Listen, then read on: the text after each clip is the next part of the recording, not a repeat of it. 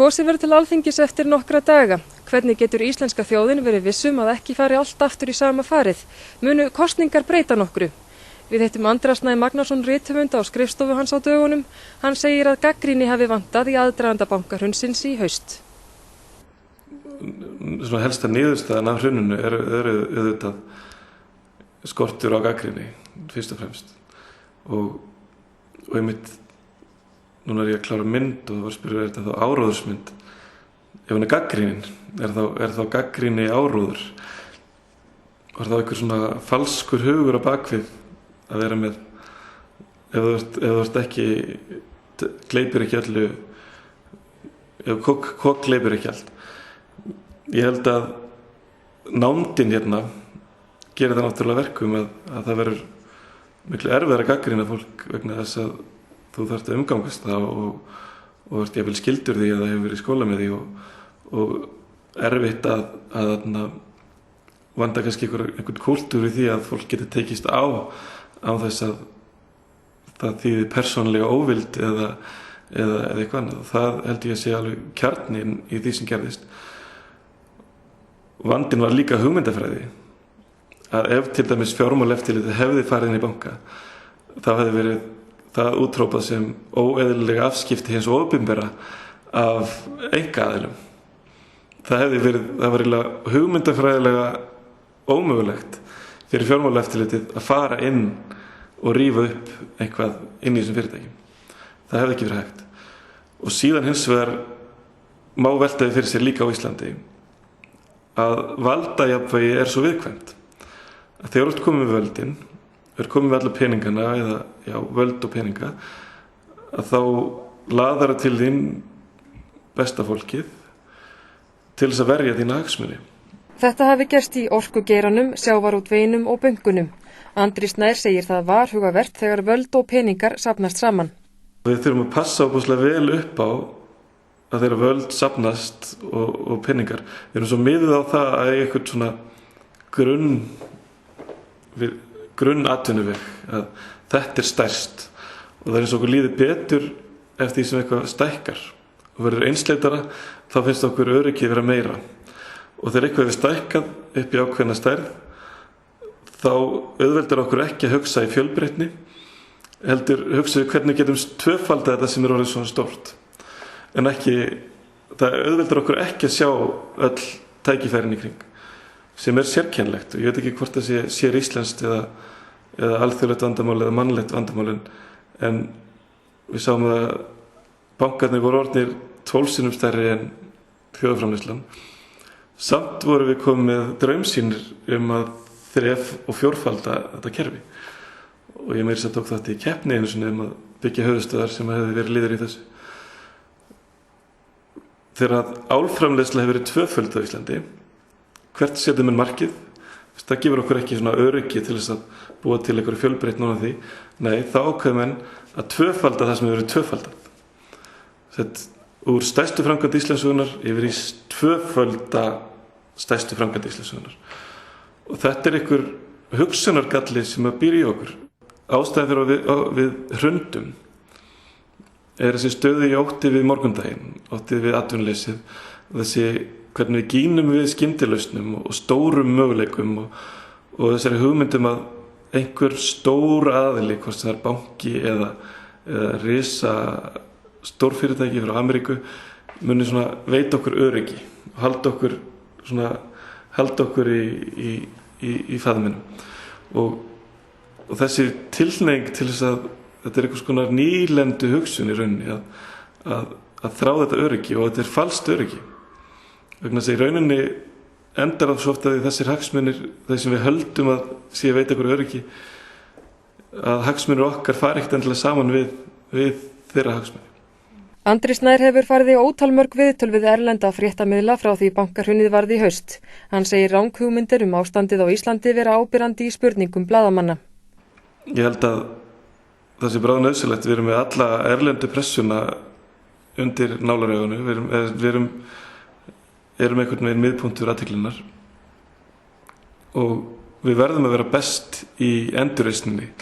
Við vorum mestu vitleysingarnir í hruninu með hvernig fjölmiðlarnir birta þetta, og margir hafa reyndar þá ranghugmynd að hér séu bara logandi ruslatunnur og fjúkandi dagblöð og örbirgð.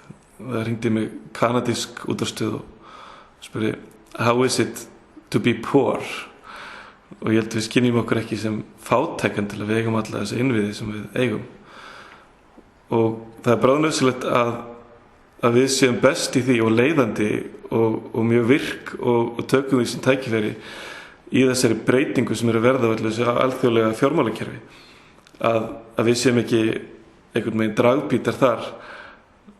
Og maður heyrir hjá fólki eins og með Tortóla-eyjar og allt þetta er í gangi allstaðar. Fólki brjálað í Ameríku, fólki brjálað í Bretlandi, bara út af þessu alþjóðlega kerfi.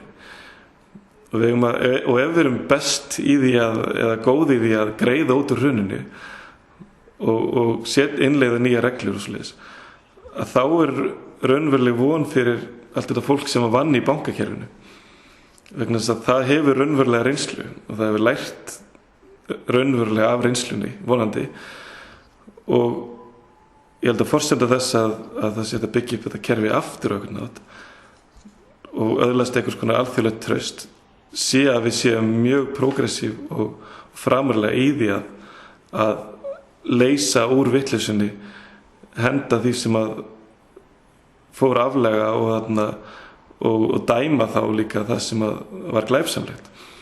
En ef við gerum það ekki, þá verðum við einhvers konar viðundur. Og það var blaðamaður sem hringdi í mig og spurði, og hvað gerir þið núna? Ætlið bara að fara að vinna í verksmiðjum og fara á sjóinn? Og ég sagði við hann að þessir 5.000 mann sem voru hérna til dæmis í bönkunum, og einhverjir ennþá mjög margir farnir út, að þeir eru ekkert að fara á sjóinn. Þeir lærðu þetta og þeir hafa reynslu í þessu. Og hugsanlega, ef það var einhver von, að þá voru hérna 30 menn og konur að fást við hluti sem að 50 og 60 voru að gera í nágrannlöndunum, gerðu sem mistökin, en þegar hinn eru komin á eftirlaun þá áttu okkur allt í því að hérna býr kynslóð með mjög mikla reynslu, en hún verður líka að hysja upp sig brækurnar og það verður að koma einhver skilaboð innan úr þessu kerfi, hvernig á að leysa það, vegna þess að koma ekki innan úr stjórnmálakerfinu. Það verður að bankageirinn verður að mynda einhvers konar hagsmunasamtök þar sem að fólk horfist í augu við það sem gerðist og segir þetta var rangt, við teljum að þessar reglur ekki vera svona, við þurfum að skerpa þetta, og þá geta orðið eitthvað til. En ef að menn ætla bara að láta hlamma ofan á sig einhverjum reglum og vera í fílu, að það er bara ekki rétt að leiðin til að ná sér út úr þessu. Hvað heldur að sé þá í íslenska viðskiptalífinu sem varð til þess að það var einmitt þetta gat gerst? Heldur að sé eitthvað sérstakt, eitthvað sér íslenskt sem hafi stuðlað að þessu eða orðið þess valdandi að svona illa fór fyrir Íslandi? Það er náttúrulega það var erfitt að horfast í augu við einhvern mann og segja að þú ert gráðugur og þú ert vitlaus og þú ert áhættufíkill, og einhvern veginn virkar engin einstaklingur þannig, en hópar geta einhvern veginn sefjast og orðið farið út af sporinu, sem að hefur klárlega gerst bæði alþjóðlega en í mjög þéttum mæli hér. Ég veit ekki hvort það sér íslenskt, þetta er náttúrulega bara æska og gretta og offlæða peningum og síðan sjálfstraust og kannski ákveðin nævismi, og erfitt kannski að horfast í augu við einhvern mann með doktorspróf frá MIT eða eitthvað og sagt það er allt vitlaust sem þú gerir. Það er mjög erfitt þegar þú ert inn í bólu að átta þig á því hvenær þú ert orðinn vitleysingur og hvenær þú ert orðinn brjálæðingur og hvenær þú ert orðinn jafnvel glæpamaður þegar svæðin er orðin svona grá. Þannig að ég veit ekki hvort það hafi verið sér íslensk, menn verast, ef maður undir blöðin þá eru þúsundir svona dæma af ofurlaunum, ofurbónusum og ofurvitleysu, og þess vegna það er í rauninni líka tækifærið sem er hérna, er það að þetta er alþjóðlegt vandamál og hugmyndir hérna geta alveg, sko, það er hægt að nota það í endurreisninni vegna þess að það mun þá væntanlega fá athygli, menn er einu sinni búin að fjalla um þetta hér, þetta hrun, að þeir hljóta að horfa til þess hvernig við vinnum okkur út úr því. og ef ykkur tekst það þá alveg von hérna sko. Nýjar stjórnmálahreyfingar bjóða fram til Alþingis að þessu sinni, auk þess sem nokkur endurnýjun hefur orðið innan hinna flokkana. Telur Andri Snær að nýjar áherslur komi inn á þing með nýjum mönnum. Ég held að maður voni það. Ég held að það sem fólki finnst núna að þegar það horfir upp á kosningabarátuna að fólk ekki alveg í stuði fyrir þessa tegund af karpi. Vandamálin svo alvarleg og stór að þessi tegund af karpi menn vita það bara fyrirfram að það ekki leiðin út í vandamálinu. Það sem að maður hefur séð líka ákveðin óþölum með því. Hrunið verður og fólk vill allt í einu bara eitthvað alveg nýtt, bara eitthvað stórkostlegt og nýtt og bara óbúslega breytingu og öll spilling hætti og sér fyrir sér þetta leiðir til einhvers konar útópískrar niðurstöðu. Vonandi verður einhvers konar framþróun en maður hefur séð úr kvennahreyfingunni baráttu samkynhneigðra, náttúruverndarbaráttu, öllum þessum mannréttindabaráttum að það gerist aldrei neitt yfir nótt. Margir hafa alls ekki átt að sjá því eða uppfært hugmyndaheiminn sinn frá 2007.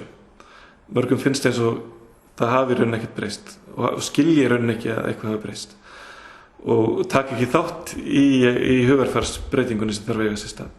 Þannig að ég held að við sjáum ekkert endilega byltinguna núna og eflaust fá nýjir flokkar engan á þing